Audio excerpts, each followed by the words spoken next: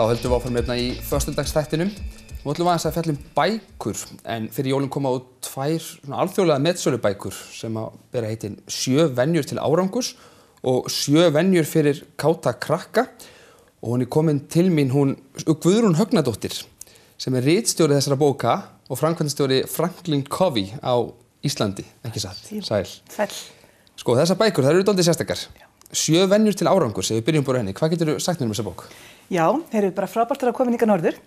7 venjur til árangurs engin nýjung. Þetta næstum því 30 ára gömul bók og höfundur hennar var prófessor við Harvard og gekk fram með eina spurningu í sínu doktorsnámi og hún var þessi: hvað það sem að árangursríkir einstaklingar gera stöðugt öðruvísi en aðrir?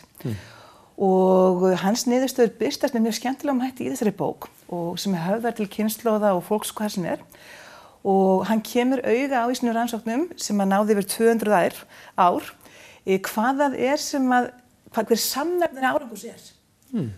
Og þessi bók, þetta mest selda bók frá upphafi á sviði stjórnunar, forystu og árangurs.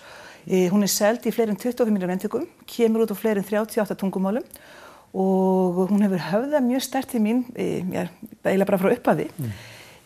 Og ég ákvað í sumar að endurþýða hana og færa Íslendingum hana aftur þá á okkar tungumáli. Já, magnað. Hverjar eru þessar 7 venjur? Hvað það sem við erum að tala í þessari bók? Já, í rauninni engin geimvísindi. Og það má kannski segja þetta sé heilbrigð skynsemi sem við gleymum stundum í dagsins önn.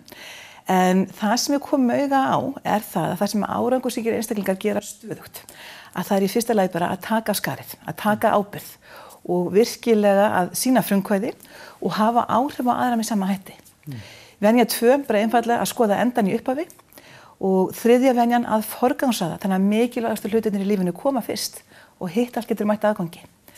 4. venjan, bara einfaldlega þegar við erum að eiga samskipti og viðskipti að vera alltaf að hugsa vinn-vinn. Það að segja ég vinn þú og leita alltaf sameiginlegra hagsmuna. 5. venjan, að það svo venja sem við sjáum ítrekað koma fram í öllum leiðtogafræðum. Bara þeir sem ná árangur með fólki, þeir kunna hlusta og sýna okkur þannig virðingu og virkilega ná að skilja aðstæður og skilja fólk og getum þannig unnið saman. 7. venjan, nýsköpun, bara hvernig við erum stöðugt að leita nýrra leiða. Og 7. að ef við ætlum að ná árangri í lífi og starfi, að vera viss það við sem að hlúa okkur sjálfum. Huga, hjarta, líkam og sál og hvernig við ræktum þetta líka í okkar teimum. Þannig að þetta eru engin geimvísindi, þetta eru kannski hlutir sem virka bara mjög eðlilegir að hafa í huga. En hefur fólk þessa hluti í huga almennt? Sko ég held að flest okkar kannast við þessi heilræði eða lífsvisku frá öfum og ömmum og úr skóla. En það sem virðist gerast þegar við komum inn í þennan hraða okkar samfélaga, að við gleymum þessu. Og við eltumst við síðasta e-mailið eða síðasta samtalið, ætlum að hafa áhrif með því að tala of mikið. Og það svo gott að staldra við og muna hvað það sem skiptir máli. Og við erum búin að vinna með þetta efni núna með vel á annað 1000 stjórnendum hér heima og reyndar okkar ráðgjafum allan heim líka. Og við sjáum það á öflugum vinnustöðum að þá þetta í orðræðinni. Fólk að tala þetta og minnast á þetta.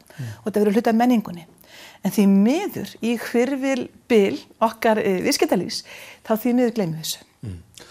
Nefnir viðskiptalífið, þetta þá kannski, þessi bók fyrst og fremst fyrir stjórnendur og fyrir þá sem eru í viðskiptum? Getur hinn almenni borgari eitthvað nýtt sér þessa bók?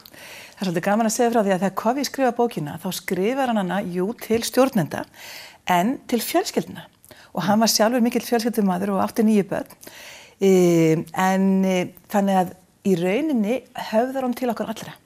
Og ég oft líkt henni saman bara við háfamál. Þetta svona heilbrigð viska sem að leggur svolítið grunninn eða svona ramma árangur og gott líf sem að höfðar til okkar allra. Hvort sem við erum í viðskiptalífinu eða í opinberum rekstri, erum foreldrar eða börn.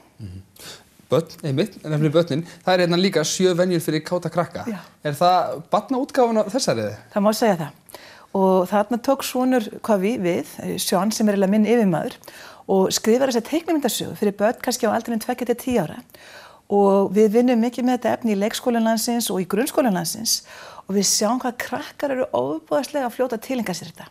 Og bara leið og við eigum einföld orð og einfaldar aðferðir yfir kannski svolítið flókin gildi eins og frumkvæði eða forgangsröðun að krakkarnir þau fatta þetta, þau eru algjörlega með þetta.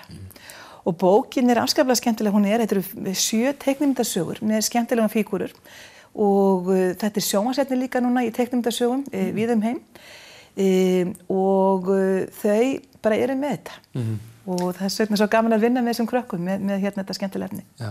Hversu mikilvægt fyrir okkur að fá svona alþjóðlegar metsölubækur, svona setið á lista New York Times og fleira, fá það yfir á íslensku, hversu mikilvægt er það? Mér fannst að skipta þetta höfumáli og við vorum mjög oft beðin þetta því gegnum þessi vinnustúr okkar og svolítið gaman að segja frá fyrst ég hérna á Akureyri að mér var svo andum að fá þessar íslensku bækur að því hún var þýdd fyrir það bil 15 árum. Þannig að Róbert Haraldsson, prófessor við Háskóla Íslands, að hann þýðir bókina upphaflega og ég reyni bara að endurskrifa hans þýðingu. En það var einmitt fornbókasali hérna í Listagilinu sem vaktaði fyrir mig dánabú og á þessum 10 árum sem hann búinn að vera á vaktinni fyrir mig hef ég ekki fengið nema 2 bækur íslenskar. Þannig að ég ákvað í sumar að setjast niður og tók sumarið að þýða bókina aftur og ég finn það með við móttökurina frá því í september, það alveg ótrúlegt hvað fólk þakklátt og hvað hann hefur selst vel. Þannig að þó svo að hér séu jól að þá þetta bók sem höfðar til okkar alltaf í kring hvers sem stund. Þetta klárlega ekkert svona, þetta ekki hefðbundin bók í jólabókaflóðið, ef hægt að segja sem svo, þetta ekki skáldsaga eða slíkt, kannski tímalaus. Hvernig með Franklin Covey? Hvað getur þú sagt mér af því? Við erum alþjóðlegt fyrirtæki og erum starfandi í 150 löndum. Við erum skráð í Kaupþingi í New York og förum fram úr rúmuna á mótnana til þess að þjóna árangri einstaklinga og vinnustaða. Og hér heima erum við starfandi í 5 ár í nafni Franklin Covey og fáum að vinna svona bak við tjöldin með mörgum farsælustu vinnustöðum landsins, bæði í opinberum rekstri og einkarekstri. Og þessi nálgun 7 venjur til árangurs bara ein af mörgum lausnir sem við vinnum með. Við erum kannski þekktari hér heima fyrir lausnir eins og 4DX, þar sem við hjálpum stjórnendum og starfsmönnum að innleiða stefnu, að snúa orðum í athafnir, eða 5 valkostir til aukinnar framleiðni, hjálpum vinnustöðum að skapa meiri verðmæti fyrir minni tíma og minni athafnir, bara með því að gera hlutina aðeins öðruvísi, aðeins betur. Hvernig markaðurinn fyrir svona fyrirtæki eins og á Íslandi, ráðgjöf og stjórnendaþjálfun og slíkt, hvernig þessi markaður fyrir ykkur?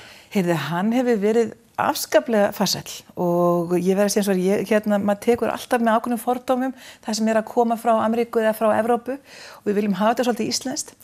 En þetta eru svo sjálfsögð gildi og svo akademískar aðferðir að þær hafa verið átt alveg ofboðslega góðan hljómgrunn hérna heima. Og það okkur mikið bara mikill heiður að fá að vinna með þessum flottu vinnustöðum sem við höfum verið að vinna með. Þannig það er nóg að gera hjá okkur. Já, og það má kannski segja frá að við erum núna með 10 til 12 ráðgjafar sem eru að vinna með okkur hverjum tíma og á þessu síðasta ári, bara 2016, hafa íslenskir ráðgjafar verið að vinna fyrir okkur í 12 löndum og þar að auki erum við að vinna núna með menntagerum heims og mikið með skólum, skólastjórnendum og menntamálaráðendum og einn af okkar ráðgjöfum hefur í 40 löndum síðastliðin 5 ár. Já. Þannig að það líka verið að sækja okkar íslensku þekkingu. Já, einmitt. Áhugavert. Ég held að við getum talað þetta miklu lengur en því miður tíminn og þróttum Guðrún Högnadóttir, takk kærlega fyrir komuna. Og við höldum áfram eftir skamma stund. Nú það Múkisson sem ætlar að koma og spjalla við mig. Ekki fara á langt.